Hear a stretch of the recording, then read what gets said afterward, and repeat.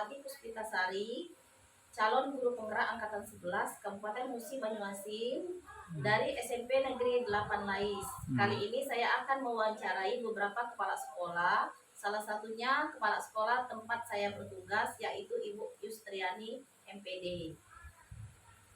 Baiklah, saya akan mewawancarai narasumber saya yang pertama, yaitu Ibu Yustriani MPD. Halo Bu, selamat pagi Bu. Boleh Bu, saya mengganggu waktu Ibu sebentar? Ya, silakan. Bagaimana? Saya mau mewawancarai Ibu. Nanti ada beberapa pertanyaan yang saya ajukan kepada Ibu untuk memenuhi tugas saya sebagai calon guru penggerak. Saya mau minta waktu Ibu beberapa menit. Silakan Bu Vera, lanjutkan saja. Iya. Baiklah Bu, saya akan bertanya. Ini ada beberapa pertanyaan, nama pertanyaan sudah saya siapkan.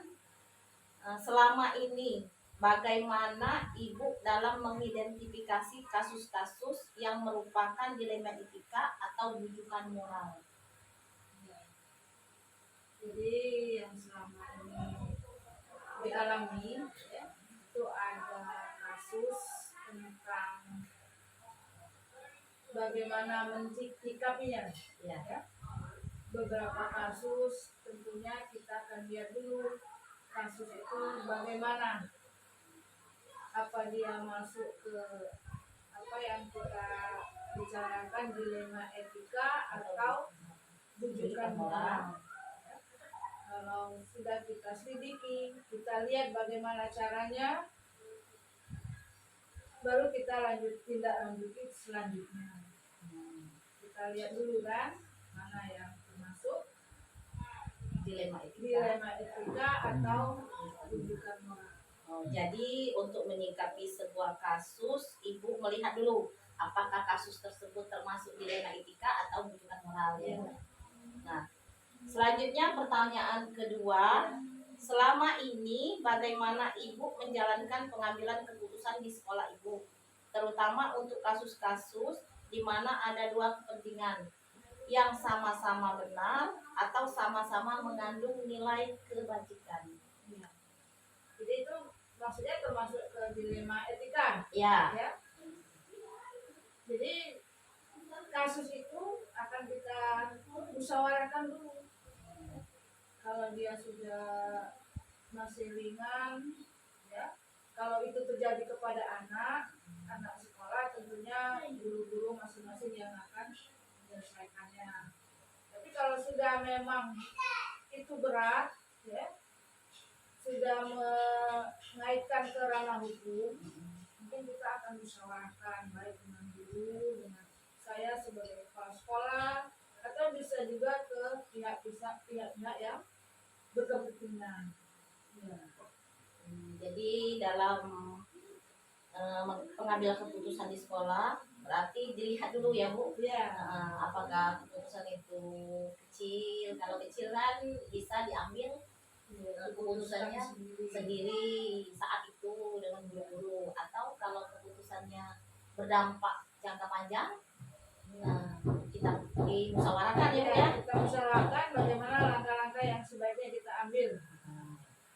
Oke, selanjutnya Bu, ada langkah-langkah atau prosedur seperti apa biasa Ibu lakukan selama ini? Yang tadi, ya, seperti yang kita bicarakan tadi, kalaupun itu sudah sulit, sudah menengah, atau sudah kasus itu sudah ke atas, ya, sudah lebih berat lagi, sudah apalagi sampai ke mengaitkan dengan hukum, kita akan musyawarahkan tadi, ya, dengan teman-teman kita, ya kan?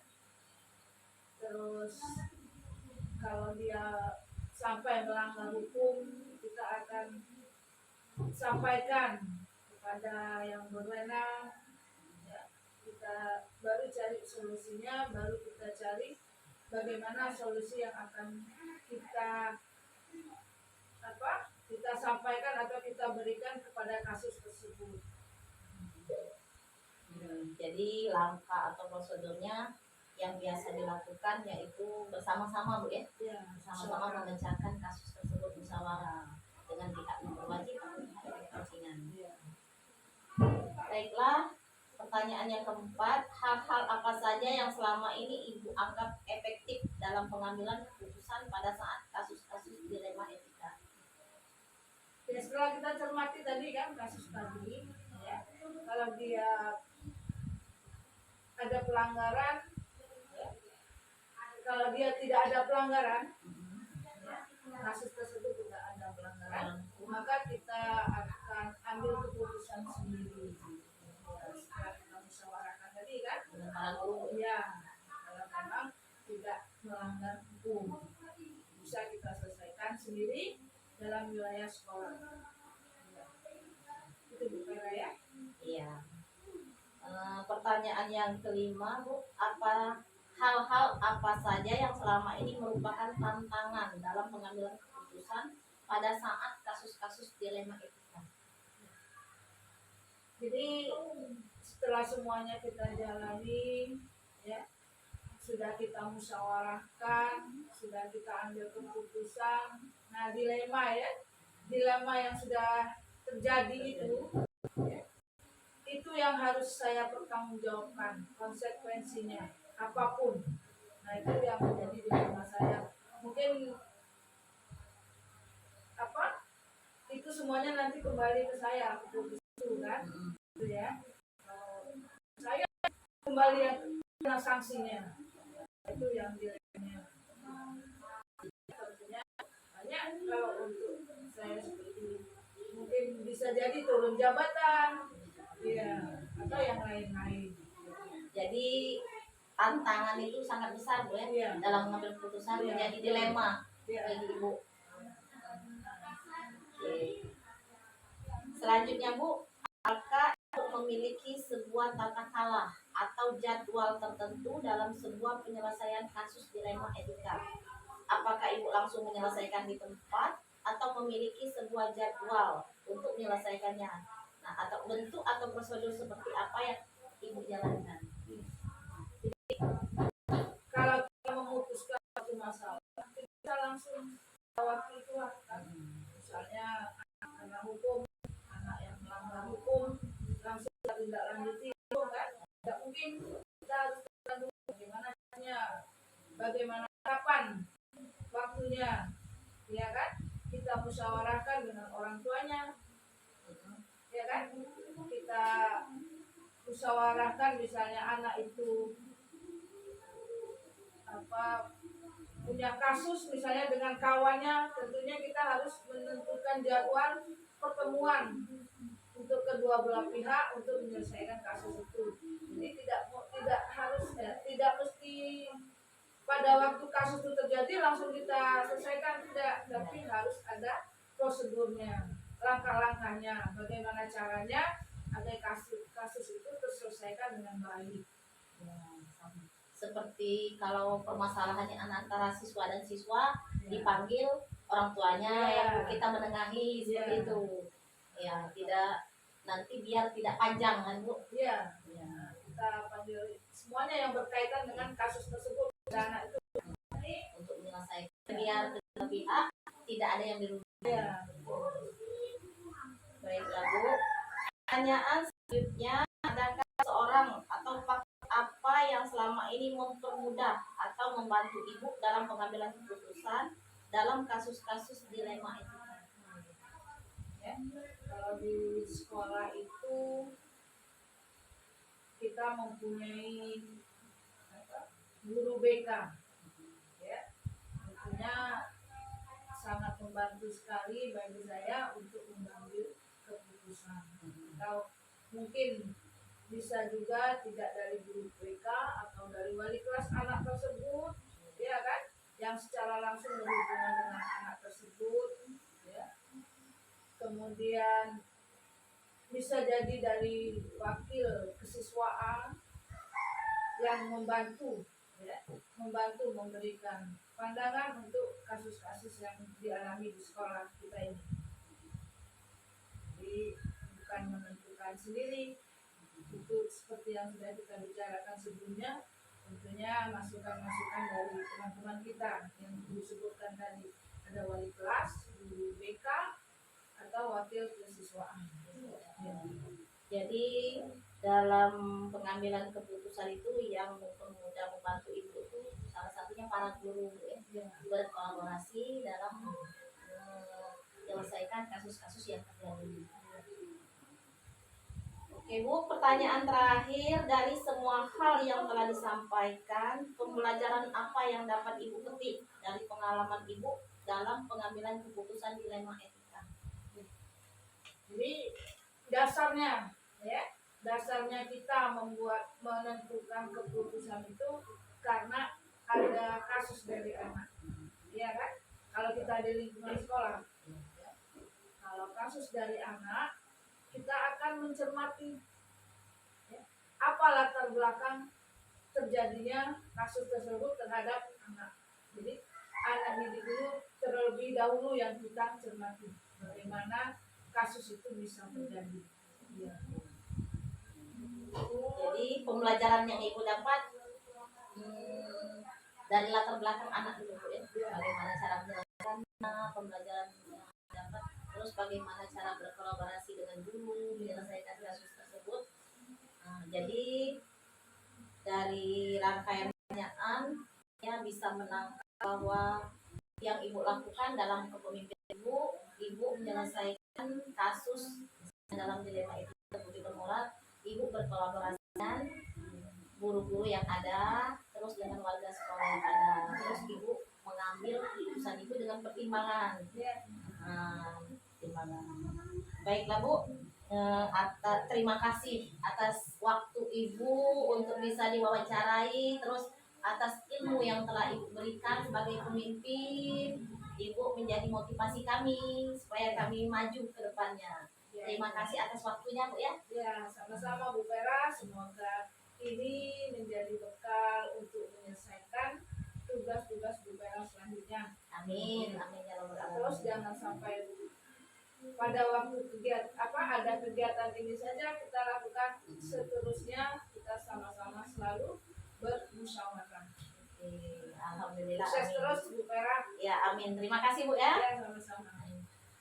Baiklah, alhamdulillah sudah selesai wawancara saya dengan Ibu Yustriani MPD, Kepala Sekolah SMP Negeri 8 Lais, guna menyelesaikan tugas saya sebagai guru penggerak angkatan 11. Saya juga berasal dari SMP Negeri 8 Lais. Semoga tugas saya terselesai dengan baik dan semoga yang didapat dari pemimpin saya Ibu Yustriani bisa saya menjadikan motivasi saya ke depan. Terima kasih.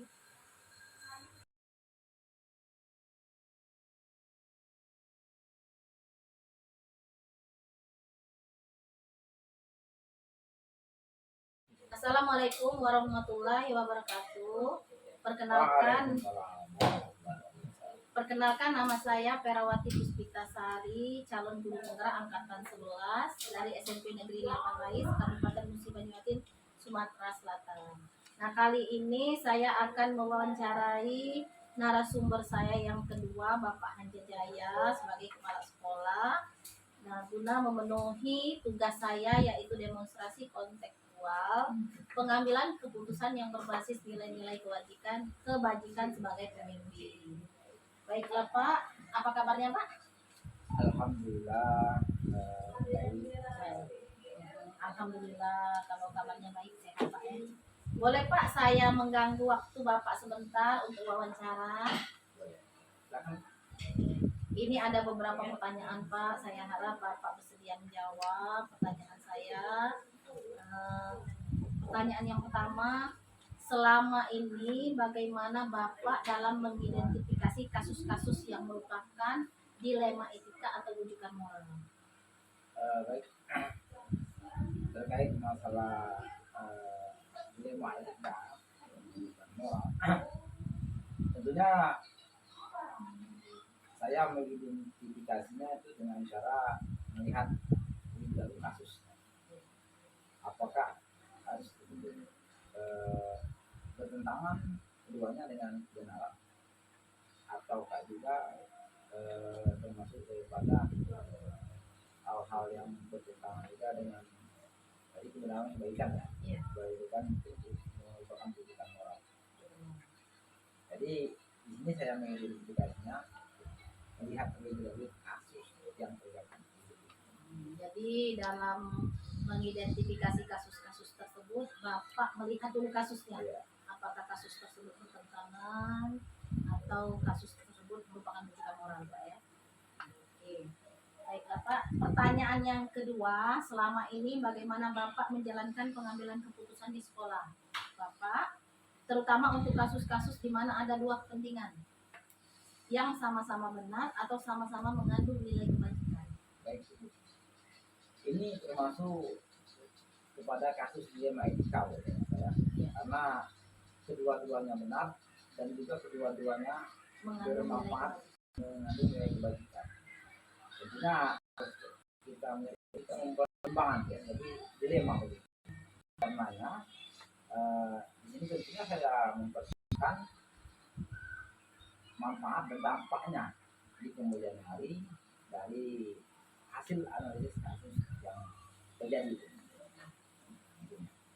Jadi Bapak dalam mengambil keputusan melihat dulu, mempertimbangkan dampaknya ke depan, mempertimbangkan dampak jangka panjangnya Ya, Pak, ya. Oke, baik Bapak. Yang ketiga ada langkah-langkah atau prosedur seperti apa biasanya Bapak lakukan selama ini? selama ini kalau misalkan terjadi daripada kasus yang terjadi itu, tadi kan di awal-awal sudah saya sampaikan bahwa tergantung kasusnya. Andai kata kasus itu sifatnya besar, ya tentunya kita harus berkolaborasi dengan orang. Namun apabila kasus bernilaikan boleh sekarang tentang anak ya, pastinya kita kan ada prosedur tertentu. Kalau kasus itu kecil bersifat anak, kalau andai kata bisa ditangani oleh wali kelas, wali kelas bisa menyelesaikan. Namun apabila nantinya ketika wali kelasnya tidak boleh katakan bukan tidak bisa, tapi belum tepat untuk menyelesaikan permasalahannya, boleh dilanjutkan ke prosedur berikutnya melalui guru BK, kemudian waktu kesiswaan, dan terakhir itu tentunya baru ke saya sebagai kepala sekolah dan mengajak stakeholder semua sekolah, pihak sekolah, baik itu guru, rekan guru dan yang terkait untuk bermusyawarah, berkolaborasi mencari jalan sekolah mengambil keputusan. Dan nanti akan itu mana yang bermanfaat, yang lebih bermanfaat, yang berdampak tadi yang sudah disampaikan pada yang dua tadi ya, Iya. yang berdampak kebaikan, yang memiliki nilai Kebaikan. Oke, berarti prosedur atau langkah-langkahnya Bapak lihat dulu kasusnya. Kalau kasusnya bisa diselesaikan oleh wali kelas, silakan wali kelas menyelesaikan. Ya. Jika tidak bisa diselesaikan melalui prosedur tadi, wali kelas atau minta bantuan guru BK, wakil kesiswaan, lanjut ke kepala sekolah, berkolaborasi. ya. Atau bila perlu memanggil wali murid, Pak ya. Ya, betul. Baiklah, pertanyaan yang selanjutnya Pak, hal-hal apa saja yang selama ini Bapak anggap efektif dalam pengambilan keputusan pada kasus-kasus dilema etika? Naik kasus tematik ya, dalam suatu sekolah. Tentunya kita kan pastinya kesepakatan ada upaya kasus sedang terjadi, kita dapat mengambil keputusan yang harus jadi kita harus kesepakatan. Berarti kasus yang terjadi tersebut yang Bapak ambil itu yang lebih berdasarkan kasus yang ada konsekuensinya. Ya, tentunya agar bertanggung jawab. Selanjutnya, hal-hal apa saja yang selama ini merupakan tantangan dalam pengambilan keputusan pada kasus-kasus dilema etika? Yang ya tentunya yang sering terjadi banyak kan. Nah, posisi yang namanya Persepsi? ya persepsi pemikiran, apalagi terkait dengan kasus-kasus di sekolah kan banyak itu terjadi pandangan Bapak Ibu tentunya sudut pandang mereka kan berbeda-beda. Ya kan? Nah, tantangan kita di sini adalah kita dalam hal mengambil keputusan yang pastinya harus benar-benar nantinya bermanfaat, bernilai kebajikan, memberi tanggung jawab pada akhirnya. Nah ini tak mudah, tidaklah mudah. Kan? Nah, tentunya kita harus memberikan sharing dulu, berbagi tentang tentang permasalahan, bagaimana nantinya permasalahannya akan kita selesaikan, kemudian apa yang akan kita lanjutkan. Yang pastinya keputusan yang kita ambil harus berpihak kalau misalkan pada sekolah berpihak pada murid, kemudian memberi nilai kebajikan, itu pastinya. Jadi keputusan yang kita ambil itu Pak, kalau menyangkut siswa Pak harus berpihak kepada murid dan memiliki nilai kebajikan. Iya Pak. Oke, untuk selanjutnya, apakah Bapak memiliki sebuah tata cara jadwal tertentu dalam sebuah penyelesaian kasus dilema etika? Apakah ada langsung menyelesaikan di tempat atau memiliki sebuah jadwal untuk menyelesaikannya? Bentuk atau prosedur seperti apa yang Bapak jalankan? Baik. Kalau masalah jadwal, masalah dilema etika atau pendidikan moral itu tidak ada jadwal. Karena kejadian itu terjadi kadang ya kita tak menduga kan? Kadang tiba-tiba ada kejadian. Kalau kejadian itu kecil boleh langsung diselesaikan. Namun apabila kejadian itu dikatakan besar, apalagi bersangkutan dengan hukum, ini kita tentu kita harus merangkai, melakukan, menganalisis, dan juga tentu menjadwalkan. Pastinya sharing dengan orang tuanya, kemudian bermusyawarah dengan rekan pendiri.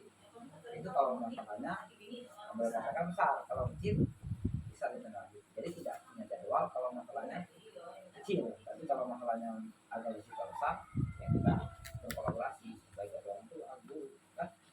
Untuk menyelesaikan. Jadi kalau masalah tadi terbilang kecil, cukup diselesaikan di sekolah. Saat itu juga dikasih keputusan Kalau misalnya masalah itu besar, tadi mendengarkan dulu, terus atau orang tua atau kepentingan Pak Pertanyaan selanjutnya Pak, adakah seseorang atau faktor apa yang selama ini mempermudah atau membantu dalam keputusan dalam kasus dilema?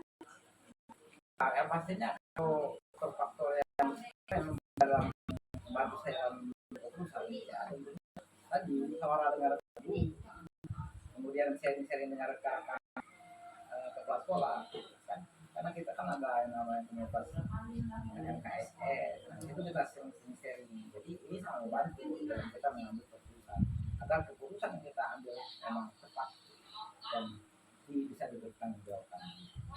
Jadi kalau di sekolah ini rekan-rekan guru termasuk salah satu yang membantu Pak betul. Yang mempermudah mengambil keputusan atau rekan-rekan sesama kepala sekolah bisa sharing Pak di komunitas. Nah, pertanyaan terakhir dari semua hal yang telah disampaikan, pembelajaran apa yang Bapak petik dari pengalaman Pak dalam pengambilan keputusan tema etika? Nah, dari pengambil keputusan dilema etika yang dapat yang paling penting itu adalah keputusan yang diambil harus didasarkan dengan nilai-nilai kemanusiaan dan bisa dipertanggungjawabkan. Dan dalam mengambil keputusan kita harus banyak-banyak sharing, artinya boleh jadi kolaborasi, boleh jadi yang paling tepat adalah kalau kita musyawarah agar mencapai kesepakatan dan bisa dipertanggungjawabkan. Itu yang penting agar bisa dipertanggungjawabkan dan tidak merugikan kedua belah pihak yang bermasalah. Baiklah Pak, kiranya sesi wawancara dengan Bapak selesai. Ada beberapa pertanyaan yang saya ajukan dengan Bapak sudah Bapak jawab dengan baik. Terima kasih Pak atas waktunya.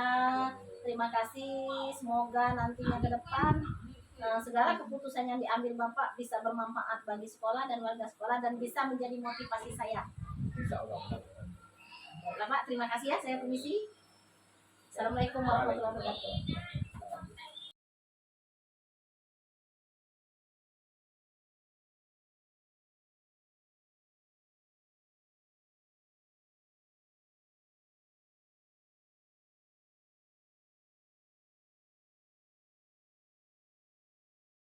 Warahmatullahi wabarakatuh. Bertemu lagi dengan saya untuk mewawancarai Kepala Sekolah SD Negeri Eka Bakti, yaitu Bapak Murliani SPM, guna memenuhi tugas saya sebagai guru penggerak angkatan 11. Pagi Pak, apakah boleh saya mewawancarai Bapak meminta waktu beberapa menit?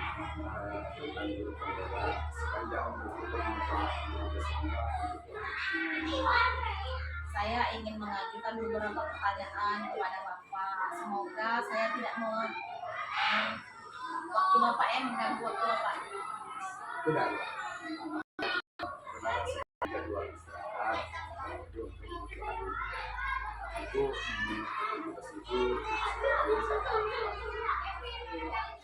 Bapak di sini bertugas sebagai kepala sekolah.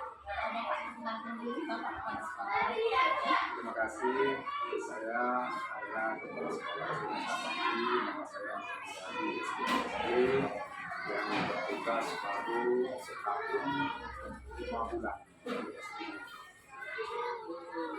Saya akan mewawancarai Bapak tentang pengambilan keputusan yang berbasis nilai kebajikan sebagai berikut. Ada beberapa pertanyaan yang akan saya ajukan kepada Bapak. Semoga Bapak bisa menjawabnya dengan jujur dan sebagai pemimpin di sekolah ini. Baiklah, Pak, saya akan bertanya. Pertanyaan yang pertama, selama ini bagaimana Bapak dapat mengidentifikasi kasus-kasus yang merupakan diskriminasi atau bujukan moral? Selama ini di sekolah kita dalam mengidentifikasi kasus-kasus yang ada, terutama saya melihat terlebih dahulu kasus apa yang ada di sekolah kita ini. Jika kasusnya itu merupakan etika dari dilema, saya akan mengambil kebijakan karena keputusan tersebut tentu kedua-duanya itu merupakan benar dalam kasus tersebut. Namun apabila kasusnya setelah diidentifikasi kasus tersebut ternyata ada yang memang benar dan ada yang salah, itu merupakan bujukan moral. Saya identifikasi terlebih dahulu. Jadi untuk mengambil keputusan tersebut, Bapak mengidentifikasi masalah yang ada. Itu masalahnya kasus dilema etika atau bujukan moral, itu nanti kami identifikasi. Sekarang pertanyaan yang kedua, Pak. Selama ini bagaimana Bapak menjalankan pengambilan keputusan di sekolah Bapak, terutama untuk kasus-kasus di mana ada dua kepentingan yang sama-sama benar atau sama-sama mengandung nilai kebajikan? Tentu untuk mengambil keputusan dalam menyelesaikan kasus-kasus tersebut, saya akan mempertimbangkan terlebih dahulu dampaknya. Apalagi kasus tersebut sama-sama benar. Maksud saya dalam kasus tersebut ini merupakan dari kedua kasus tersebut benar bahwa tidak berdampak lebih besar, maka saya akan mempertimbangkan terutama dampaknya yang akan saya pertimbangkan terlebih dahulu. Berarti Bapak dalam melihat dampaknya apa dampak kira yang terjadi bila keputusan tersebut diambil dalam menyelesaikan suatu kasus-kasus tersebut. Sekarang pertanyaan yang ketiga, langkah-langkah atau prosedur seperti apa yang biasa Bapak lakukan selama ini? Untuk langkah-langkah dalam mengambil keputusan, tentu saya akan bermusyawarah terlebih dahulu dengan guru yang ada di sekolah kita ini, bagaimana cara menyelesaikan permasalahan tersebut. Terlepas dari itu, apabila kasusnya memang perlu melibatkan dari wali murid ataupun dari komite, tentu saya akan mengajak bermusyawarah pada wali murid tersebut. Namun yang pertama, kalau ada kasus di sekolah kita ini, kita akan mencari langkah-langkah atau bermusyawarah dulu dengan guru-guru, dengan rekan-rekan kita yang ada di sekolah ini. Jadi kalau ada permasalahan terlebih dahulu Bapak bermusyawarah dulu dengan rekan-rekan guru, karena di sini ada rekan-rekan guru, ada rekan-rekan sejawat Bapak ya. Kemudian kalau kasusnya melebar ke misalnya masalah siswa dengan wali murid, Bapak bermusyawarah memanggil wali murid melalui musyawarah begitu Pak ya? Iya betul. Sebab ya, di sini untuk mewakili wali murid itu kita sudah punya organisasinya, itu komite yang diketuai oleh wali dari wali murid tersebut juga, yang juga anggotanya juga dari orang tua dari murid yang ada di sekolah kita ini. Selanjutnya Pak, pertanyaan yang keempat, hal-hal apa saja yang selama ini Bapak efektif dalam mengambil keputusan pada kasus dan mereka? Hal yang saya aktif dalam kasus ini, saya termasuk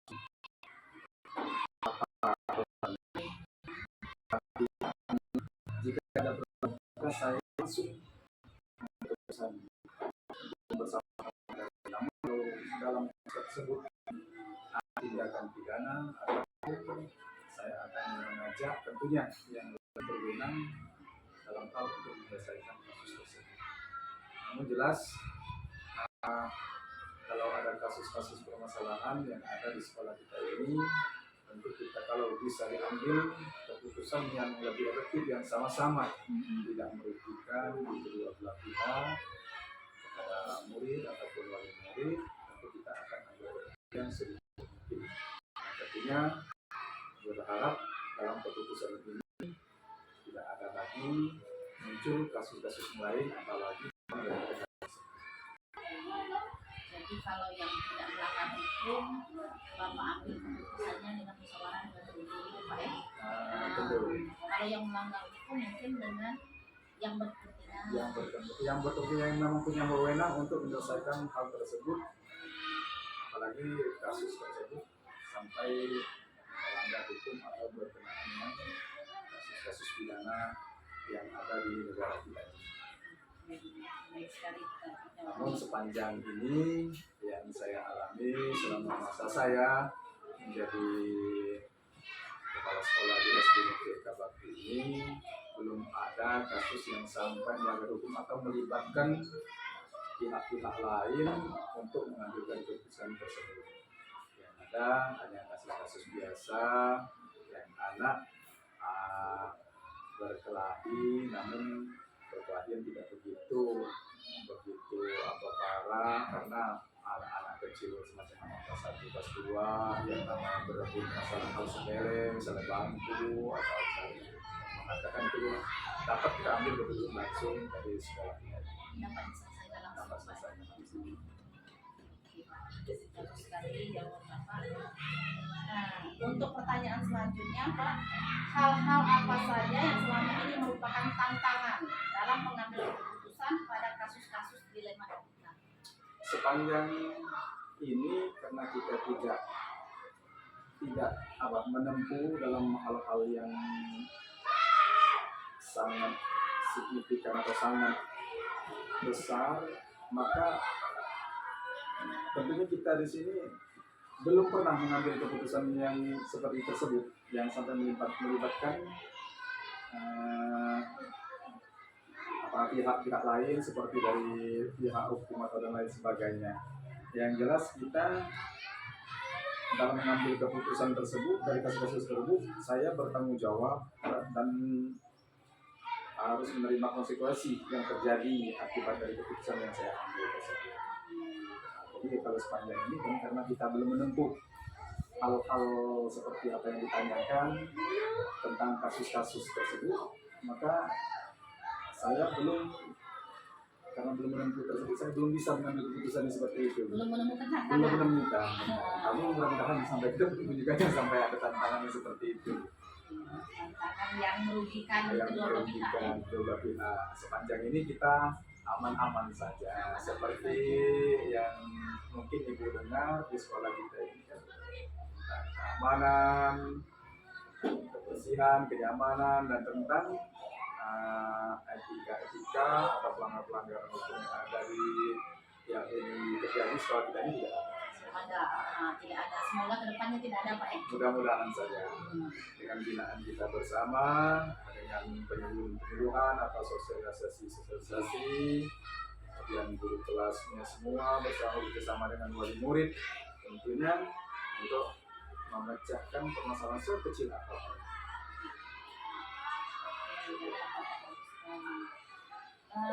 Yang selanjutnya Pak, apakah ada atau apakah Bapak memiliki sebuah tata kala atau jadwal tertentu dalam sebuah penyelesaian kasus dilema etika? Apakah Bapak langsung menyelesaikan di tempat atau memiliki sebuah jadwal untuk menyelesaikannya? Nah, bentuk atau prosedur seperti apa yang Bapak lakukan? Untuk mengatasi sebuah masalah, tentu ini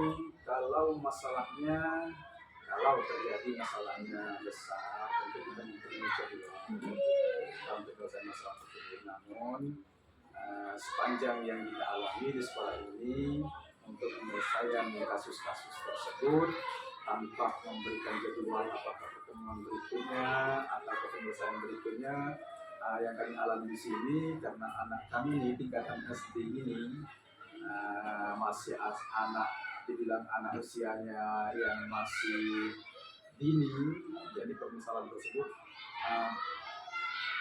langsung ambil keputusan tanpa jadwal. Namun kita punya jadwal kita terjadi permasalahan yang lebih besar, mengandung unsur hukum atau dan lain sebagainya. Tapi Pak, kalau masalahnya kecil, selama ini kan masalahnya tidak melebar, masalah kecil hanya permasalahan anak SD yang bersekolah ini langsung diselesaikan di tempat Pak. Ya, jelaskan. Tapi kalau ada permasalahan yang lain, misalnya jika ada yang melebar, atau selama ini Bapak sudah sering mungkin Bapak sudah sering koordinasi dengan komite atau apa, jadwal misalnya rapat, biarpun tidak menyelesaikan masalah yang ada di sekolah, misalnya perkelahian atau yang lain, menyelesaikan permasalahan lain, misalnya apakah Bapak mau mengadakan acara pisahan atau apa, mungkin ada jadwal untuk pertemuan dengan wali?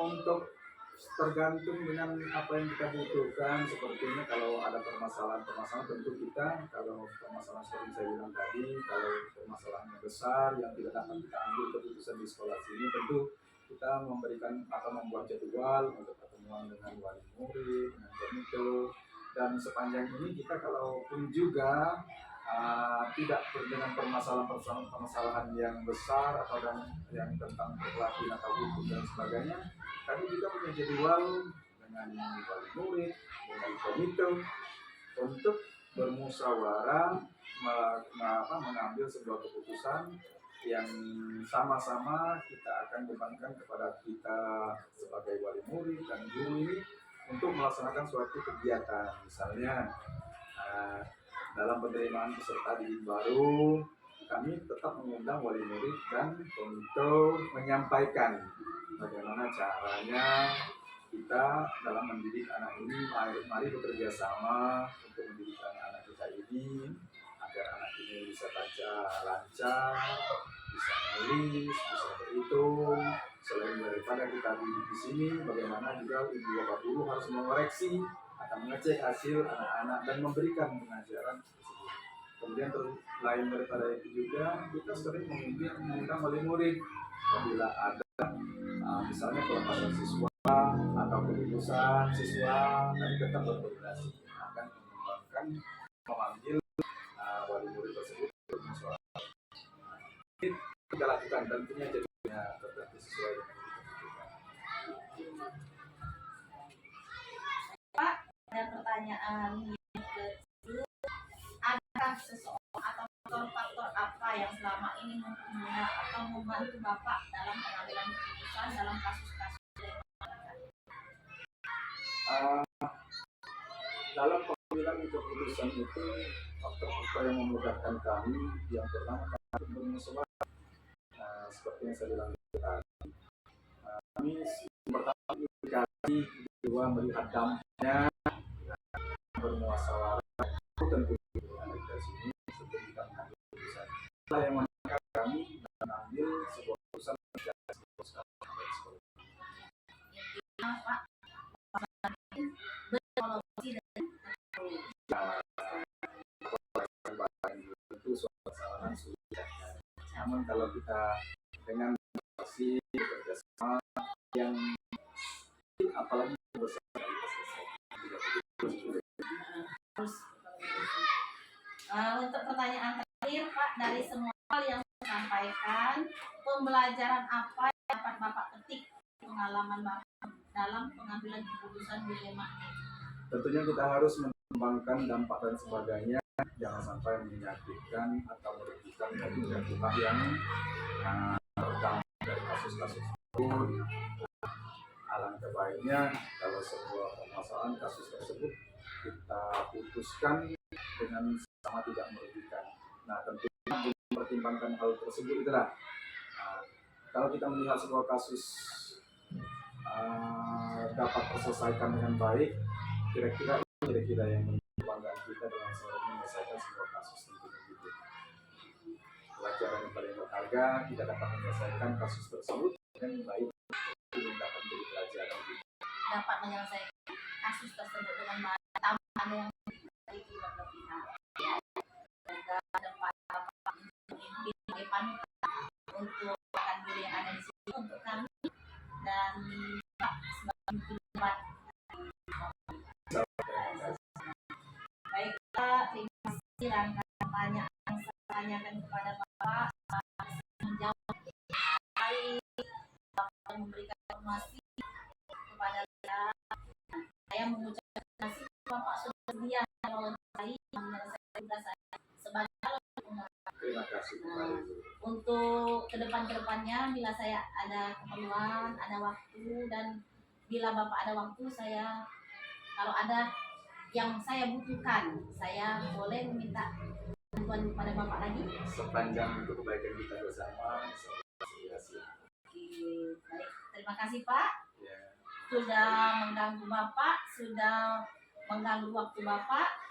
Terima kasih dan mohon maaf jika dalam wawancara saya ada kata-kata saya yang menyinggung Bapak atau tidak berkenan. Sama-sama, kita juga seperti itu. Oke, terima kasih.